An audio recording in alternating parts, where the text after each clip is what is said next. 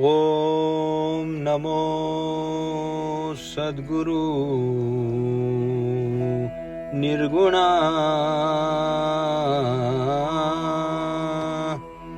ओम नमो सद्गुरु निर्गुणा। पार नाही तव गुणा, बैसोनी माझिया रसना। हरि गुण वर्णवी, हरि गुण विशाल पावन। हरि गुण विशाल पावन, वदवी तू कृपा करून। मी मूढमती दीन, मनोनी कीव भाकितसे। तुमचा प्रसाद जालिया पूर्ण, तुमचा प्रसाद जालिया पूर्ण। हरि गुण वर्णीन मी जाण, एका वंदितसे चरण।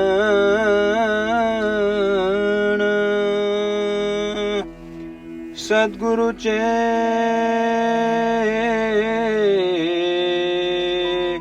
सद्गुरुचे आदरे।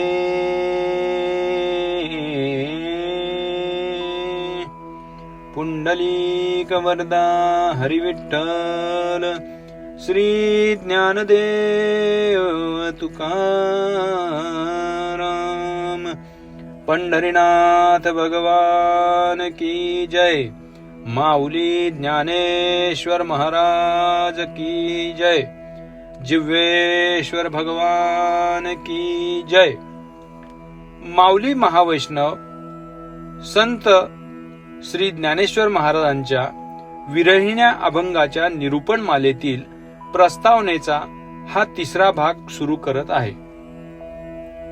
कृपया सर्वांनी या चॅनलला व या व्हिडिओला लाईक, शेअर व सबस्क्राईब करावे.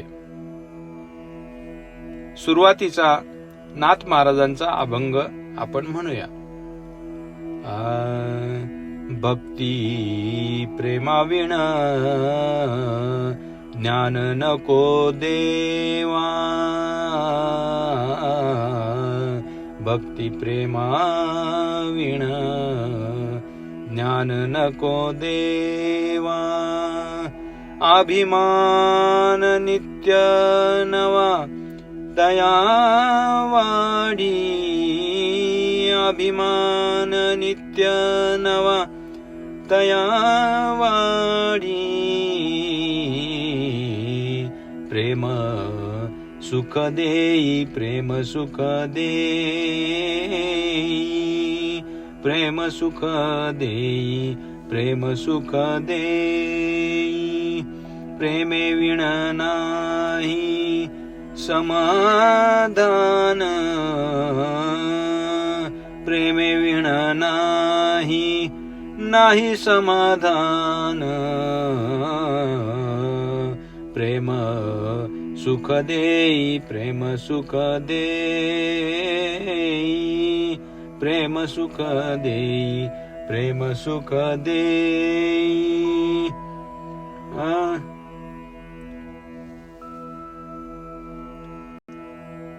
माऊली महावैष्णव शांती ब्रह्म एकनाथ महाराज आपल्या या अलौकिक आणि अत्यंत सुंदर अशा या अभंगातून परमानंद आनंद कंद पांडुरंगाकडे प्रेमातून मिळणारे सुख मागत आहेत. या अभंगाद्वारे आपण आधीच्या 2 भागांमध्ये भक्ती व प्रेमाविषयी सविस्तर माहिती घेतली. भक्ती व प्रेमामधील साम्य आणि त्यातील फरक तो पाहिला. देवाची भक्ती हे कन्फर्म्ड 2 वे ट्रॅफिक आणि मानव जातीचे आपसातील प्रेम हे एकतर्फी म्हणजे 1 वे ट्रॅफिक हे समजून घेतले. प्रेमाचे वेगवेगळे प्रकार पाहिले. कोणतेही प्रेम हे मूळतः शुद्ध व सात्विक असून तरीही प्रत्येक प्रेमापेक्षाही भक्तीची श्रेष्ठता अनुभवली. कितीही मोठा कीर्तनकार, प्रवचनकार विरहिणी हा विषय निरूपणाला का घेत नाही हे देखील पाहिले. प्रेम कोणावर होऊ शकते आणि भक्ती कोणाची करू शकतो हेही सांगितले. अंधभक्तीविषयी देखील आपण बोललो. राधा व मीराबाईचे यांचे देखील प्रेमाची उदाहरणे आपण पाहिली. वारकरी संप्रदाय जगात सर्वश्रेष्ठ असल्याची कारणे जाणून घेतली. पांडुरंगाच्या डोक्यावरील टिळाच हा गुगलचा सिम्बॉल का आहे हे देखील आपण जाणून घेतले. स्त्रिया देवाला पती मानू शकतात, परंतु पुरुष देवाला देवीचा मायबापाचाच उपमा देऊ शकतो. त्याचे कारण देखील आपण पाहिले. पतिव्रता स्त्री व संत यांच्यामधील साम्य व पतिव्रतेपेक्षा संतांचे श्रेष्ठत्व आपण अनुभवले. पतिव्रता पतीकडून प्रेमाची अपेक्षा करते आणि संत त्या परमेश्वराकडून. प्रेम सुख देई, प्रेम सुख देई, प्रेम सुख देई, प्रेम सुख देई. संत व परमेश्वराला आपला खरा जीवनसाथी मानून त्यावर भक्ती प्रेम करतात. याच भक्ती प्रेमातून विरहिणी कशी निर्माण होते याची ही सविस्तर चर्चा आपण केली. आधीच्या भागात एवढे सर्व झाले. हे संत तत्व सांगताना स्वतः ज्ञानेश्वर महाराज म्हणतात, ते चालते ज्ञानाचे बिंब, तयाचे अवयवते सुखाचे कोंब, येर माणूस पण ते भांब, लौकिक भागू. मागील एकादशीला या ओवीवर आपण थांबलो होतो. माऊलींचे भक्तिप्रेम समजून घेण्यासाठी आता पुढे वरील अभंगाचे राहिलेले निरूपण आपण पूर्ण करूया. मागील एकादशीला झालेले या आधीच्या प्रवचनाचा भाग ऐकायचा असेल तर तो माझ्या YouTube चॅनलवर आपणास उपलब्ध आहे. इंग्रजीमध्ये एकनाथ उगले या नावाने माझे YouTube चॅनल ग्रुपवरील सर्वांनी सर्च करून सबस्क्राईब, लाईक, शेअर करावे हे पुन्हा एकदा विनंती करतो. त्यामुळे यापुढीलही माझी सर्व प्रवचने आपणास याच YouTube चॅनलवर ऐकायला मिळतील. आजच्या निरूपणाआधी माऊलींबद्दल, त्यांच्या ज्ञानेश्वरीबद्दल एक स्वरचित काव्य आपणासमोर मांडतो. माऊलींच्या ज्ञानेश्वरीची भाषाच अशी सुरेख, सुरेल आहे, अलंकारिक आहे, मधाळ आहे, रसाळ आहे. माऊलींच्या ज्ञानेश्वरीची भाषाच अशी सुरेख आहे, सुरेल आहे, अलंकारिक आहे, मधाळ आहे, रसाळ आहे. ती नुसती वाचतच राहावी, बोलतच राहावी. ती नुसती वाचतच राहावी, बोलतच राहावी, सर्वांनाच हवी हवीशी, म्हणून एकदा आपणही वाचून पाहावी. कधी काना मात्रा देऊन तर कधी उकाराला सोबत घेऊन. कधी काना मात्रा देऊन तर कधी उकाराला सोबत घेऊन. कधी ऱ्हस्व दीर्घाचा मान तर कधी अनुस्वाराचा सन्मान. कधी ऱ्हस्व दीर्घाचा मान तर कधी अनुस्वाराला सन्मान. अरे रावीच्या एकेरीचा वापर किमान. अरे रावीच्या एकेरीचा वापर किमान, मात्र कधी येते वेलांटीची महिरपी कमान. कधी प्रेमळ गुपित सांगणारा काना, बर का, कधी प्रेमळ गुपित सांगणारा काना तर कधी आपलेपणाचे नाते सांगणारा मात्रा. स्वल्प विरामालाही स्वल्प करेल एवढी ती मवाळ. स्वल्प विरामालाही स्वल्प करेल एवढी ती मवाळ, आणि पूर्ण विरामालाही समाधानाचे सुख देईल एवढी ती प्रेमळ. जसा रुबाबदार घोड्यावर होऊन स्वार, तसा यावा मधूनच एखाद्या शब्दाचा अनुस्वार. जसा रुबाबदार घोड्यावर होऊन स्वार, तसा यावा मधूनच एखाद्या शब्दावरचा अनुस्वार. शब्द प्रसवतात सुंदरशा आकाराला सोबत घेऊन. शब्द प्रसवतात सुंदरशा आकाराला सोबत घेऊन, तर कधी सामोरे येतात मखमलीचा साज लिहून. नुसत्या शब्दांचेच जर असे गोंडस रूप, तर त्यांच्या प्राकृत भाषेचे काय वर्णावे सुख. नुसत्या शब्दांचेच जर असे गोंडस रूप, तर त्यांच्या प्राकृत भाषेचे काय वर्णावे सुख. रानावनातल्या हिरव्या लाल वेलबुट्टीने लढलेली. रानावनातल्या हिरव्या लाल वेलबुट्टीने लढलेली व मराठी भाषेच्या सुवर्णालंकारांनी मढलेली. हळुवार भक्तिस्पर्शाचा भावार्थ दडलेली ज्ञानेश्वरी. हृदयातून बाहेर त्या ग्रंथ कागदावर काढलेली. हळुवार भक्तिस्पर्शाचा भावार्थ दडलेली ज्ञानेश्वरी, हृदयातून बाहेर त्या ग्रंथ कागदावर काढलेली. माऊलींच्या प्रेम पाण्याने पुष्ट होऊन वाढलेली. माऊलींच्या प्रेम पाण्याने पुष्ट होऊन वाढलेली ज्ञानदेवांची ज्ञानेश्वरी, माऊलींच्या प्रेम पाण्याने पुष्ट होऊन वाढलेली, सर्व सुखदायी पांडुरंगासोबत भक्तिभाव जडलेली. बरं का, ज्ञानेश्वरी सर्व सुखदायी पांडुरंगासोबत भक्तिभाव जडलेली. त्यातल्या मराठी शब्दांना गोल दुमडणाऱ्या स्वल्प विरामाचे, पूर्ण विरामाचे, आकाराचे आणि उकारांचे. स्वल्प विरामाचे, पूर्ण विरामाचे, आकारांचे आणि उकारांचे, कधी दीर्घ रस्वाचे आणि कधी वेलबुट्टीच्या साक्षीचे. कधी दीर्घ रस्वाचे आणि कधी वेलबुट्टीच्या साक्षीचे आकार दिलेत. बरं का, आकार दिलेत डोळ्यांना आणि मानेला सुखावणाऱ्या नक्षीचे. आकार दिलेत डोळ्यांना आणि मानेला सुखावणाऱ्या नक्षीचे. अशी संत ज्ञानेश्वरांची मराठी भाषा अलंकारी. अशी संत ज्ञानेश्वरांची भावार्थ दीपिका ज्ञानेश्वरी. अशी संत ज्ञानेश्वरांची मराठी भाषा अलंकारी.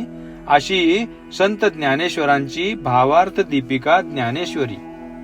आता हे काव्य तर पूर्ण झाले, परंतु काव्याऐवजी अगदी गद्यातच सांगायचे झाले तर घरासमोर काढलेली नक्षी, रांगोळी कधी निरखून पाहिली का हो? किंवा मग आपल्याच घरातल्या त्या स्त्रियांच्या कानातील कर्णकुंडले अथवा गळ्यातील नक्षीदार पेंडॉल कधी आपण निरखून पाहिले का? त्यामध्ये अत्यंत विविध प्रकारचे आणि नानाविध आकारांचे नक्षीकाम केलेले असते. तशी संत ज्ञानेश्वरांची मराठी भाषा आहे. मी कोविड काळात एकूण 3 वेळा तुकाराम महाराजांची गाथा वाचली. सध्या एकनाथ महाराजांचे उद्धव गीत म्हणजेच भागवत वाचत आहे.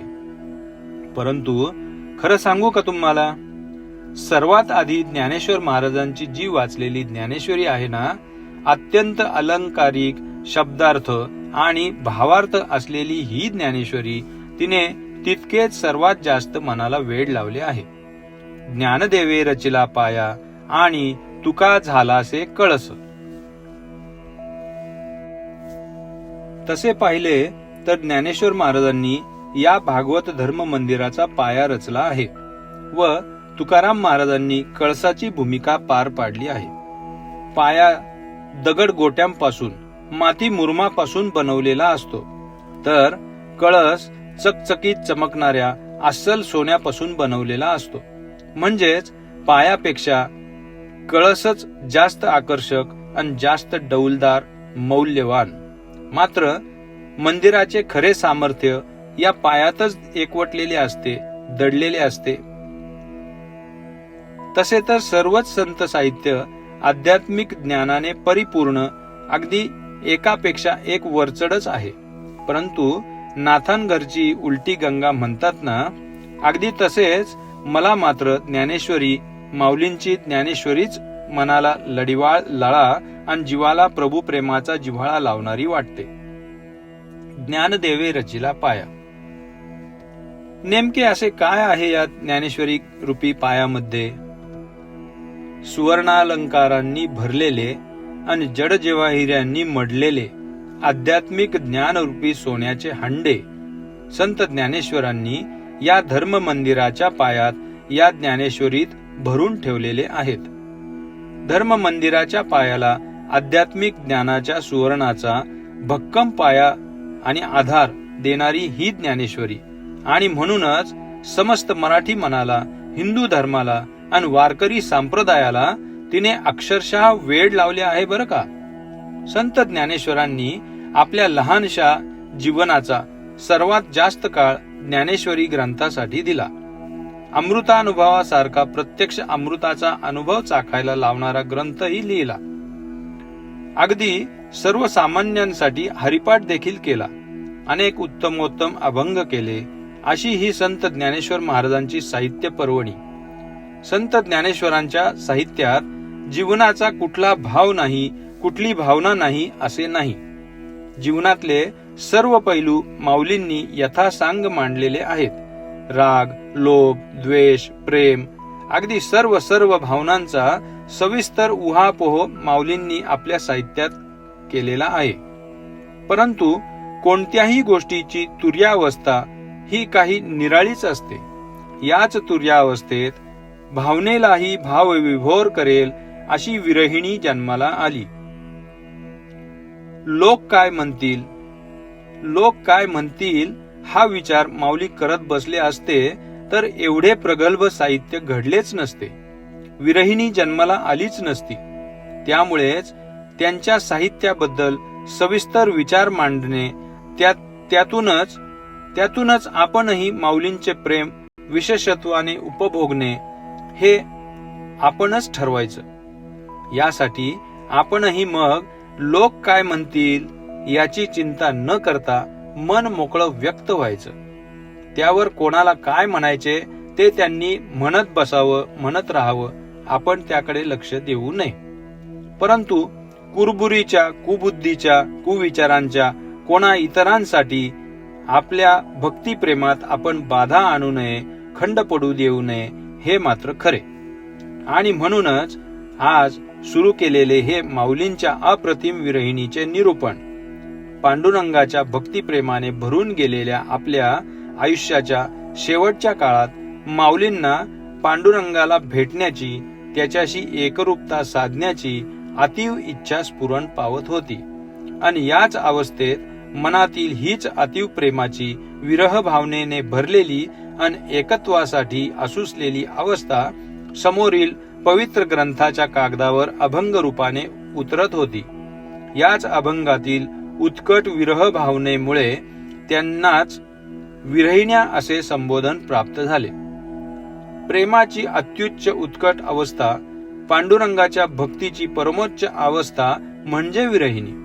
अवघ्या 16 वर्षाच्या काळात जगाची माऊली ठरलेल्या ज्ञानोबा माऊलींना पुढे जेव्हा समाधी सुख उपभोगण्याची उत्कटता मनात येऊ लागली, त्या पांडुरंगाशी एकरूप होण्याची अतीव इच्छा मनात उमलू लागली, त्यावेळी मग ती ओढ, ती उत्कटता त्यांच्या अभंगामधून देखील दिसू लागली. हेच जे अभंग त्यांना विरहिणी असे संबोधले गेले. पुढे कार्तिक वद्य त्रयोदशीला माऊलींनी आळंदी येथे प्रत्यक्ष संजीवन समाधी घेतली. आज माऊलींच्या याच विरहिणीचे विवेचन, आज माऊलींच्या याच विरहिण्यांचे विवेचन प्रभू प्रेमाच्या विव्हळ भावनेचे प्रवचन. कारण हा आहे प्रभू प्रेमाने भरलेला ठेवा. कारण हा आहे प्रभू प्रेमाने भरलेला ठेवा, प्रत्येक मानवी मनाला वाटावा याचा हेवा.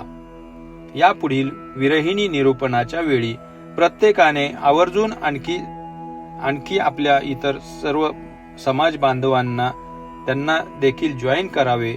जेवढे जास्तीत जास्त भाविकांच्या कानावर हे निरूपण पडेल तेवढेच अनेकांना अध्यात्माची आणि परमार्थाची आवड जडेल. ती आवड सर्वांना जडावी.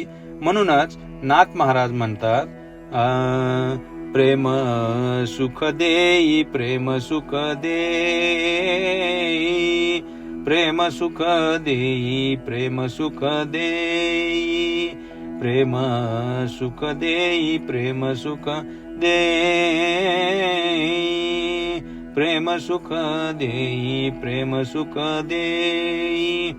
प्रेमे विण नाही समाधान,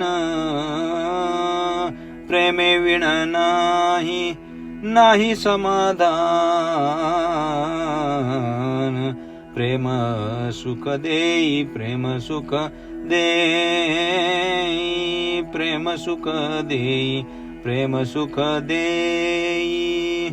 पुंडलिक वरदा हरी विठ्ठल, श्री ज्ञानदेव तुकाराम. याच प्रस्तावनेचा पुढील भाग या पुढील भागामध्ये आपण पुन्हा कंटिन्यू करणार आहोत. धन्यवाद. हरी हरी.